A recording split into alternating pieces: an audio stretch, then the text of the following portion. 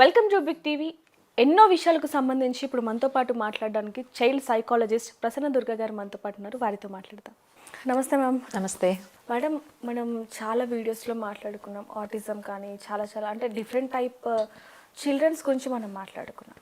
కానీ main parents, ఇంత different mind set ఉన్న పిల్లల పేరెంట్స్ ఎలా ఉంటారు? అసలు వాళ్ళ మైండ్ సెట్ ఎలా ఉంటుంది? ఎవరికి చెప్పుకోలేరు. మామూలుగా ఇంట్లో ఏదైనా ఇష్యూ అవుతూనే చెప్పుకోలేం. అలాంటిది ఒక బాబు ఉంటేనే అది అంతంత మాత్రం. 2-3 పిల్లలు ఉండి ఒక్కొక్కరు ఒక్కొక్క మైండ్ సెట్తో ఉంటే అసలు ఆ తల్లిదండ్రుల పరిస్థితి ఏంటి? ఇక్కడ స్పెషల్ కిడ్స్ గురించి అన్నారు కాబట్టి వాళ్ళ పేరెంట్స్ గురించి మాట్లాడుకుందాం.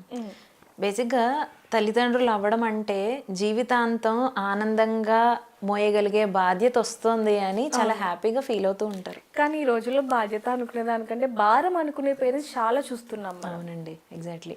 ఇప్పుడు ఈ స్పెషల్ కిడ్స్ పేరెంట్స్ ఎవరైతే ఉన్నారో కడుపుతో ఉన్నప్పటి నుంచి కూడా పిల్లలు ఎప్పుడు బయటకు వస్తారు, వాళ్ళని ఎలా చూడాలి, ఎక్కడికి తీసుకెళ్ళాలి, ఎలా పెంచాలి, వాళ్ళని ఎవరిలా ఉంటారు, మా పిల్లలు ఇంత అవ్వాలి అని ఎన్నో కలలు కంటూ ఉంటారు పేరెంట్స్.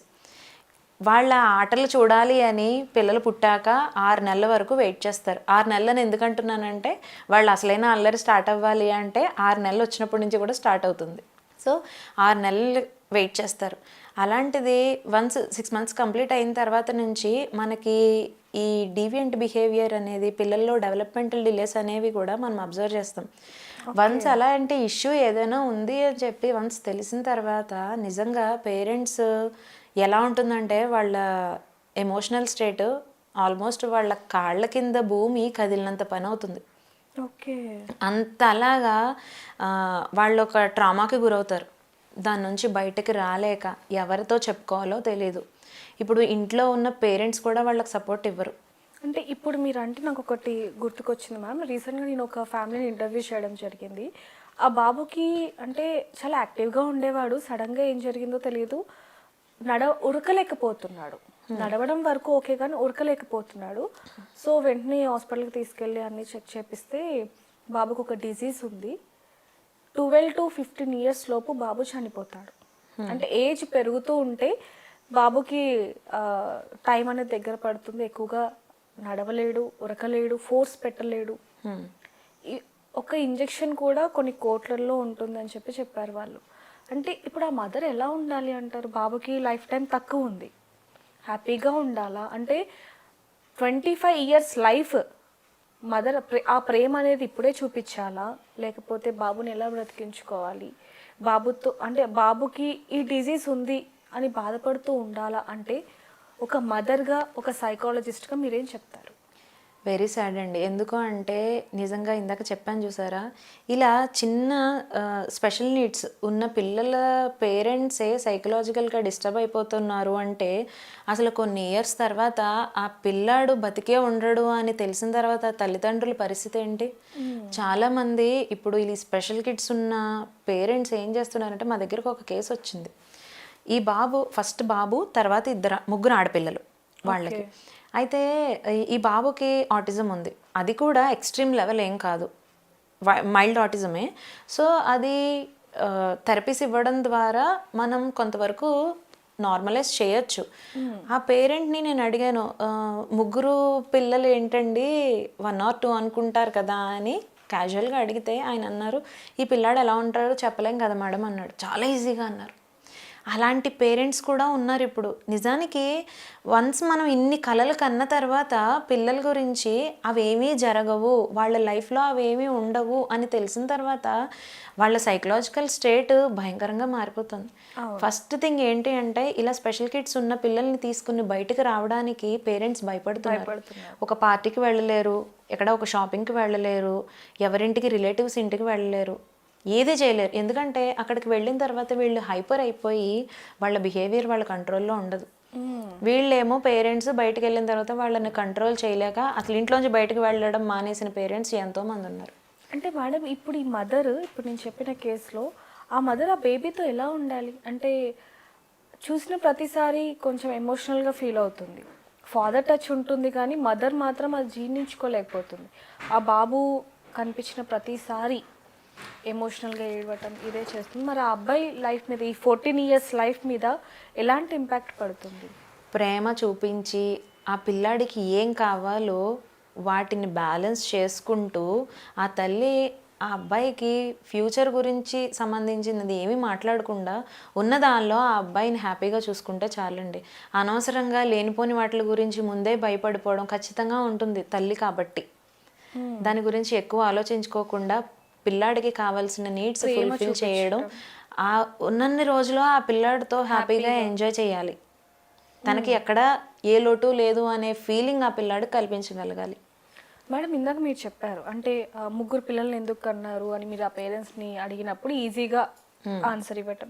అయితే ఒకప్పుడు మన అమ్మ కాలంలో ఇద్దరిని ముగ్గురిని కనేవాళ్ళు, ఎందుకంటే తోడు కోసం, ఎమోషనల్ బాండింగ్స్ కోసం.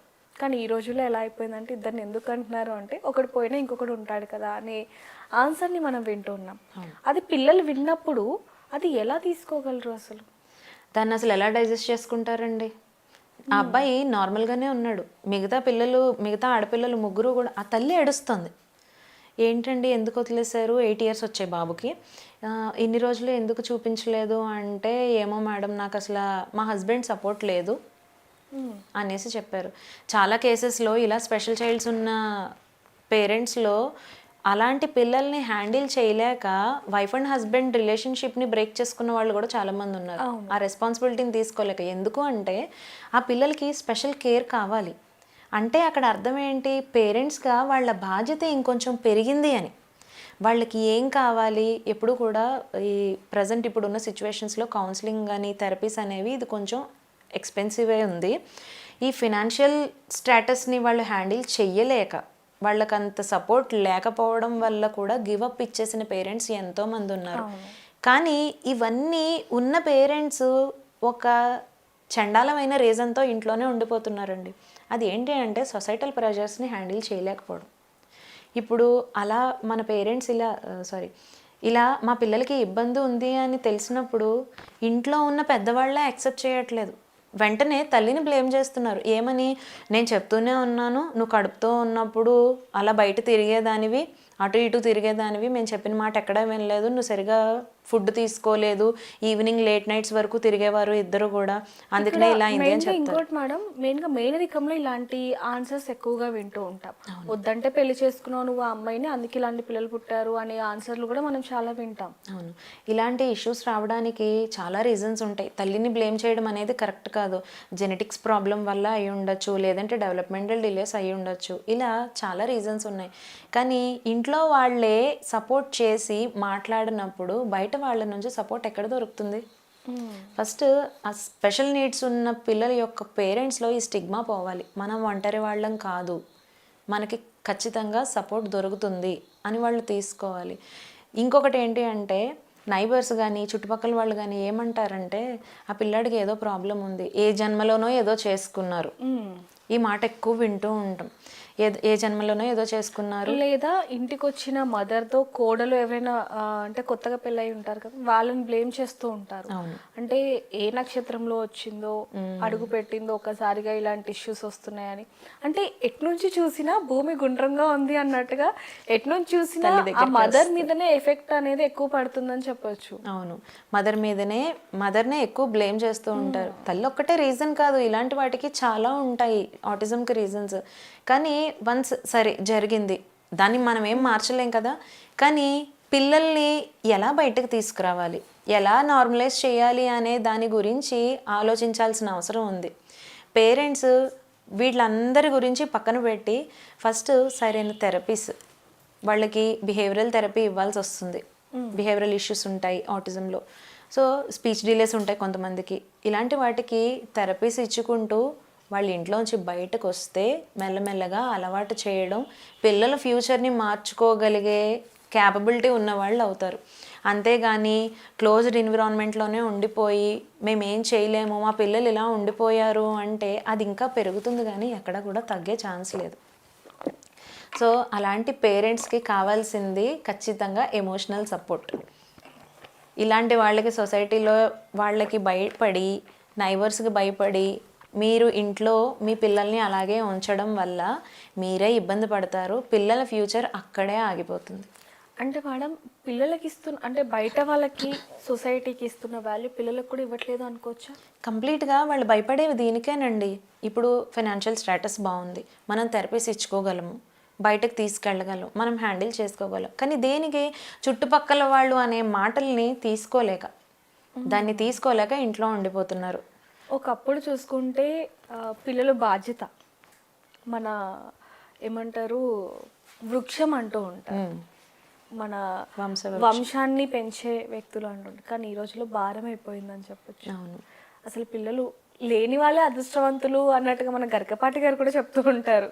పిల్లలు లేరు కాదు, పిల్లలు లేని వాళ్ళే అదృష్టవంతులు అనేది కూడా ఆ మాట ఆయన ఎన్ని చూసి ఉంటే ఆ మాట అని ఉండొచ్చు అనేది కూడా మనం అనుకుంటాం. చాలా వరకు ఆయన్ని కూడా బ్లేమ్ చేసిన వాళ్ళు ఉన్నారు.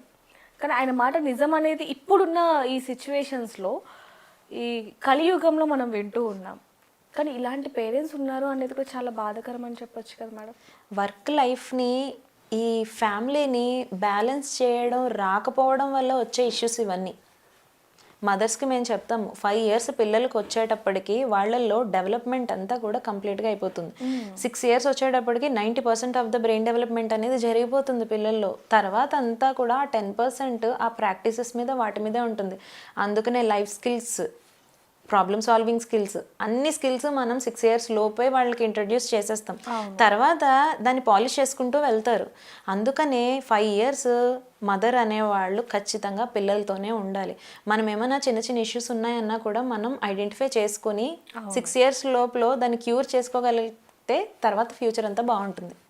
కానీ ఈ రోజుల్లో మాత్రం మీరు అన్నట్టుగా సొసైటీ కోసం పిల్లల్ని కనటం, సొసైటీ కోసం పిల్లల్ని బయటికి పంపించడం, ఇంట్లో పెద్దవాళ్ళ కోసం పిల్లల్ని కనడం అది ఉంది. కానీ పిల్లల ఫ్యూచర్ కోసం లేకపోతే మన ప్రేమకి గుర్తుగా అనేది మాత్రం అసలు ఏం జరగట్లేదు అని చెప్పొచ్చు.